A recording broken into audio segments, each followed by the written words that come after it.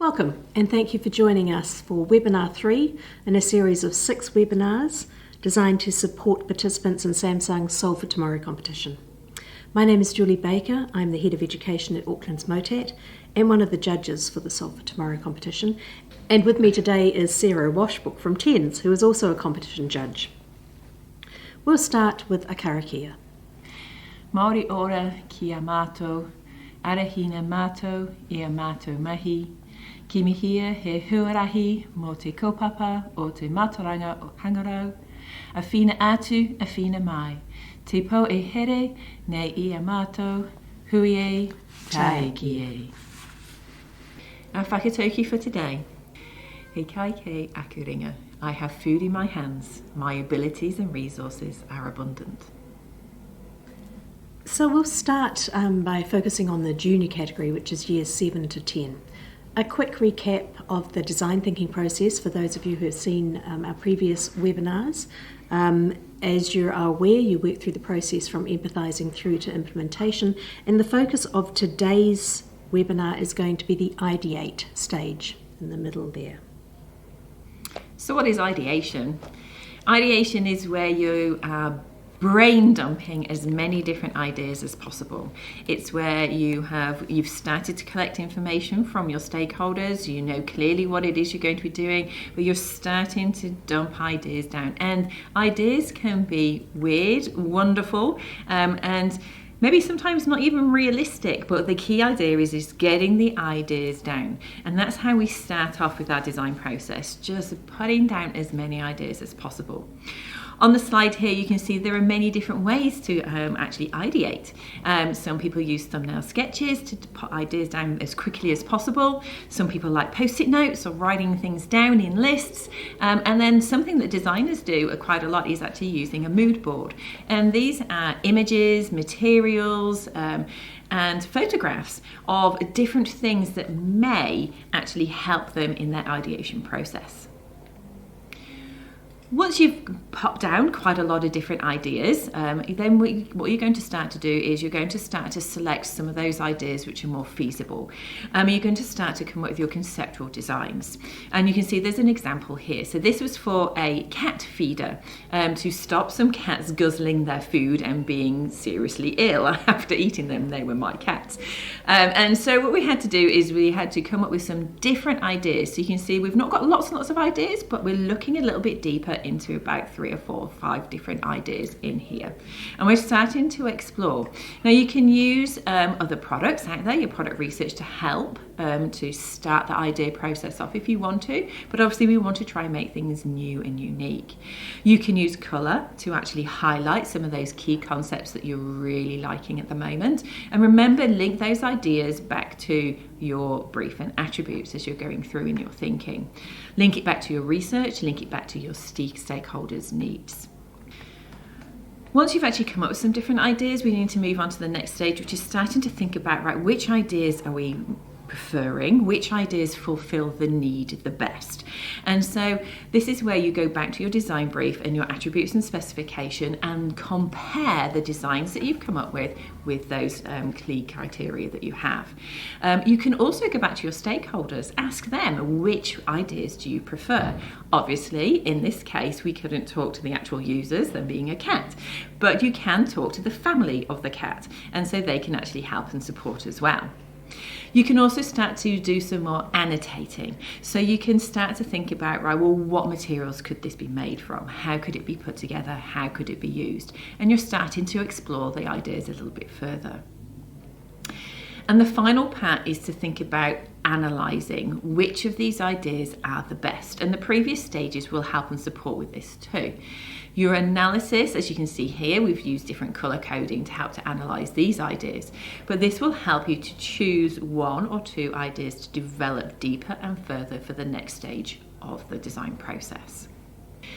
If you want some help and support to develop those ideas more, you can use the SCAMPER model. So the SCAMPER model is where you can take an idea or 2 and you can do different things to those ideas to try and expand those ideas more and develop those ideas further. So you're changing and altering the ideas and improving them as you go along through the process. So what are the judges looking for in the years 7 to 10 category? The work you do in ideation and concept development pops up in the creativity and originality and in the process criteria. So looking at those a little bit more closely. In creativity and originality, we look at your outcome and your process, and we're saying, is it new? Is it inventive? Is it innovative? We also look at the research that you've done and how you might have shown us that your outcome is different. Maybe you've picked a product or a problem where there are existing solutions, but your solution is different in some way, and you need to show us that so that we understand that why it is different. And then in the process category, we are looking for evidence of your process, scientific testing, your design thinking. As we've previously stated, there are lots of resources available for you to use on the Samsung Solve for Tomorrow site, which you can get through the link on this slide here. The one that particularly aligns with the idea of ideation and concept development is creating initial concepts. So now we'll explore the senior category for our years 11 to 13. So the key ideas here is actually to make sure that the ideas that you are generating and coming up with are new and different to what is already out there. Yeah, we have a big focus on creativity. What makes your ideas different? Yeah, how are your ideas special to what is already available and the support that's out there for the people that you're designing for? So a question to consider is the outcome or the approach new and different from existing solutions? And so we're looking for ideas that are not only creative, but are also original. Are they unique? Have you thought outside the box a little bit? Yeah? Have you developed this idea from more than one idea? And so that's how you can actually develop an idea from the concepts that you've come up with. You may want to combine ideas together because you've got the best bits then from lots and lots of different ideas. Remember that making sure that this connects to your stakeholder is very, very important. And that stakeholder feedback will actually help you to develop an original design and idea.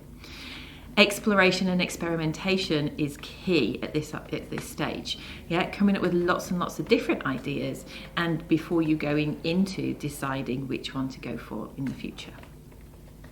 So some examples of creativity and originality in projects that have previously been submitted. You can see here we have Howick College. A team from Howick College developed a product called the non-invasive diabetes device. It was a product that was trying to help people who suffer from diabetes to not have to do the finger prick test to measure their blood glucose levels, because obviously that's painful and not a fun thing for them to do.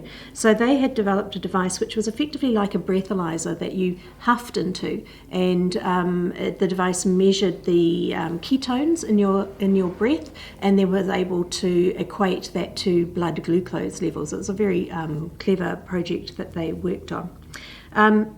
It was an alternative to the finger prick test, and they provided great evidence of their research in their project. So you can see there they've done some reading, and they have listed what the research was they've done, and they have talked a little bit about the identified solution that they were going to develop. Below them, Pillbot. This was developed by Gabriel Anthony in 2024, and as you can see, it's a completely new product. It doesn't exist out there already. It is a little device which is AI powered, and it is used to help identify specific pills that his grandmother was taking at the times. So it was read the pill and then was able to send a message to the grandmother's phone that then verbalized what the pill was and helped her know that she was taking the correct pills. Down the drain in 2023, Thomas Costar's project, that we've put this in here because it provided evidence of ideation and iterative development of the concept, and you can see there it's not a beautifully drafted or crafted presentation. It's just a series of sketches with a whole bunch of notes. We don't need to see things that are beautifully processed or designed. What we're most interested in is just having that evidence in front of us so that we're able to give you credit for the work that you have done. And then the last example we have there is Brooklyn John's Nighttime Hero, a device that helped his younger brother keep his teddy bear close at night. We've included this as an example of a mood board where you can see he's just sort of dropped some bits and pieces together and shown us them, and he's annotated, and he's got some materials considerations there as well. So let's have a look at the senior category score sheet. So this particular webinar is looking at obviously this blue column that you can see. As you can notice, it directly links to creativity and originality. So we need to see evidence as judges that the approach or the outcome that you are considering directly links to the need, but also it has been designed and developed in such a way that it is unique and different to products out there on the marketplace at the moment. So if you want to have a look at these slides again, you're more than welcome to do so. You can scan the QR code in the top right hand corner, or there is a bit.ly link that you can see there which you can note down and you can utilise, and that will give you access to these slides to use in the future. This webinar is also recorded and it is available in 2 different places, on the Samsung Solve for Tomorrow website and also on the TENZ YouTube channel. We'll finish with our karakia. Kia mato katoa. Kua motu mato ia matu mahi, ia mato ko papa hoki. Arahina mato ki kaue mato ia mato haipapa. Kia whakatapua mato ki nau kaupapa me nā mea e whakapono. Manakitia mai mato. Kia ora.